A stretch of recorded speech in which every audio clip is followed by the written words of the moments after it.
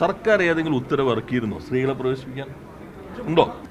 കോടതിക്ക് പോലും ആചാരപരമായ വിഷയങ്ങളിൽ ഇടപെടാൻ അധികാരമുണ്ടോ? ഈ ചോദ്യം സുപ്രീം കോടതി പരിശോധിച്ചുകൊണ്ടിരിക്കുക. അപ്പം ഞങ്ങളിതാ ഗവൺമെന്റിന് അധികാരമുണ്ടെന്ന് ഞങ്ങൾക്ക് പറയാൻ പറ്റുമോ? സുപ്രീം കോടതിയിൽ ഒരു കേസ് വരുന്നു. ആ കേസ് ദീർഘകാലത്തിന് ശേഷം സുപ്രീം കോടതിയിൽ വിധി വരുന്നു. ആ വിധി റിവ്യൂ ചെയ്യുന്നു. റിവ്യൂ ഹർജി വരുന്നു. എല്ലാ റിവ്യൂ ഹർജിയും സുപ്രീം കോടതി സാധാരണ സ്വീകരിക്കാറില്ല. റിവ്യൂ കേൾക്കുമ്പോൾ തന്നെ സാധാരണ പലതും ചേംബറിനകത്തോ ആ രൂപത്തിലാണ് ഓപ്പൺ കോർട്ടിൽ കേൾക്കുമ്പോൾ വളരെ അപൂർവമായിട്ടാണ്. റിവ്യൂ കേൾക്കുമ്പോൾ സുപ്രീം കോടതി പറയുന്നു ഈ റിവ്യൂ കേൾക്കണമെങ്കിൽ തന്നെ ഭരണഘടനാപരമായ 7 പ്രശ്നങ്ങൾ ഞങ്ങൾക്ക് വ്യക്തത വരുത്തണം. അപ്പോൾ നിങ്ങൾ ഞങ്ങളോട് പറയണം ആ ഭരണഘടന കൊണ്ട് നിൽക്കട്ടെ. നിങ്ങളുടെ അഭിപ്രായത്തിൽ ഗവൺമെന്റ് ഭരണഘടനാനുസൃതമായല്ലേ പ്രവർത്തിക്കുന്നത്?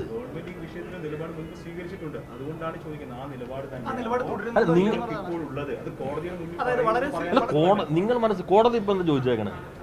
കോടതി ഇപ്പൊ എന്താ? അല്ല ഞാൻ ചോദിക്കട്ടെ, ഞങ്ങൾ പിന്നെ ഇതിന്റെ അഭിപ്രായം പറയണേ? ഗവൺമെന്റിന്റെ ഏതെങ്കിലും ഉത്തരവുണ്ടോ? അല്ല ഞങ്ങൾ അഫിഡാവിറ്റ് എവിടെ കൊടുത്ത്? അല്ല അത് കറക്റ്റ്. ഞാൻ ചോദിക്കട്ടെ, ഞാൻ ചോദിക്കുന്നത് ലളിതമായിട്ടല്ല എന്റെ സുഹൃത്തെ. സർക്കാർ ഏതെങ്കിലും ഉത്തരവ് ഇറക്കിയിട്ടുണ്ടോ? ഞാൻ ചോദിച്ചതിന് പറയൂ. ഞാൻ ചോദിച്ചതിന് പറയൂ. അതുണ്ടല്ലോ, ഉണ്ടല്ലോ, ഉറപ്പാണല്ലോ.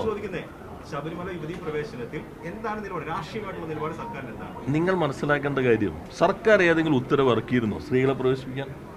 ഉണ്ടോ? അദ്ദേഹത്തോട് അത് കഴിയട്ടെ, ഒരു പാൻ കഴിയട്ടെ. ഞാൻ ചോദിക്കട്ടെ.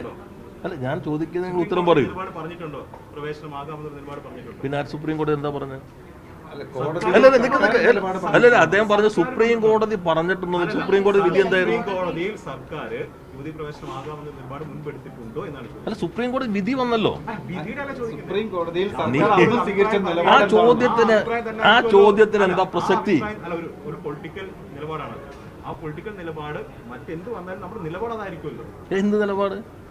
സ്ത്രീ പ്രവേശനത്തിൽ അല്ല ഏതാ നേരത്തെ കൊടുത്ത അഫിഡാവിറ്റ് എന്താ പറഞ്ഞത്? എന്തൊക്കെ പറഞ്ഞിട്ടുണ്ട് അതിനകത്ത്? എന്തൊക്കെ പറഞ്ഞിട്ടുണ്ട്? അല്ല ഞാൻ ചോദിക്കട്ടെ, നിങ്ങൾ കേസ് പഠിച്ച ആളാണെങ്കിൽ നിങ്ങളുടെ പ്രശ്നം എന്ന് വെച്ചിട്ടുണ്ടെങ്കിൽ ഇത് ഞാൻ ഇന്നലെ പറഞ്ഞില്ലേ, ഇത് കുട്ടികളുടെ ഒബ്ജക്റ്റീവ് ക്വസ്റ്റ്യൻ അല്ലത്. ഇത് സുപ്രീം കോടതി എന്ന് പറയുന്നത് രാജ്യത്തിന്റെ അപ്പെക്സ് കോർട്ടാണ്. സുപ്രീം കോടതിക്ക് മുകളിൽ ഞാൻ പറയട്ടെ, കോടതിയായിട്ട് കെട്ടാതെ എങ്ങനെ? കോടതിയല്ലേ പറഞ്ഞത്. അല്ല സർക്കാരിന് തീരുമാനം എടുക്കണേ ഞങ്ങൾ ഉത്തരവ് ഇറക്കിയാൽ മതിയില്ലേ? നിങ്ങൾ മനസ്സിലാക്കാവുന്ന കാര്യം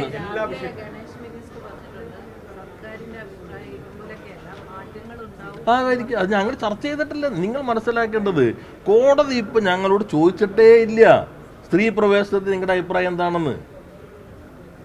ഞങ്ങൾ നേരത്തെ അഫിഡാവിറ്റ് കൊടുത്ത് നിങ്ങൾ ചാനലുകാർ ചോദിച്ചിട്ടാണോ?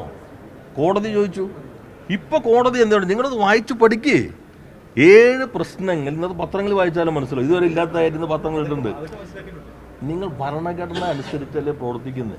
സുപ്രീം കോടതി പറയുന്നു ഭരണഘടനയിൽ 7 പ്രശ്നങ്ങൾ വ്യക്തത വരുത്തിയാൽ ഇപ്പൊ സർക്കാരിന് ഉത്തരവെടുക്കാൻ അധികാരമുണ്ടോ ഇല്ലയോ? സ്ത്രീ പ്രവേശനത്തിൽ ഞാൻ ചോദിക്കണേ, നിങ്ങൾ ഉത്തരം പറയണം. സ്ത്രീ പ്രവേശനത്തിൽ സർക്കാരിന് ഒരു തീരുമാനം എടുക്കാൻ അധികാരമുണ്ടോ ഇല്ലയോ?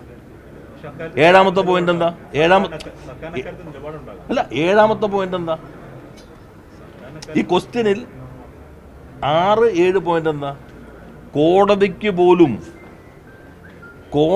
പോലും ആചാരപരമായ വിഷയങ്ങളിൽ ഇടപെടാൻ അധികാരമുണ്ടോ? ഈ ചോദ്യം സുപ്രീം കോടതി പരിശോധിച്ചുകൊണ്ടിരിക്കുക. അപ്പം ഞങ്ങളിതാ ഗവൺമെന്റിന് അധികാരമുണ്ടെന്ന് ഞങ്ങൾക്ക് പറയാൻ പറ്റുമോ? ഇതാ നിങ്ങൾ നിലപാട് ഇതാണ്. നിലപാടെന്ന് പറഞ്ഞാൽ എന്താ? ഇതൊറ്റ പ്രശ്നമാണ് നിലപാട്. സുപ്രീം കോടതി പറയുകയാണ് ഇന്ത്യയിലെ നീതിപീഠത്തിന് ആചാരപരമായ വിഷയങ്ങളിൽ ഇടപെടാൻ അധികാരമുണ്ടോ?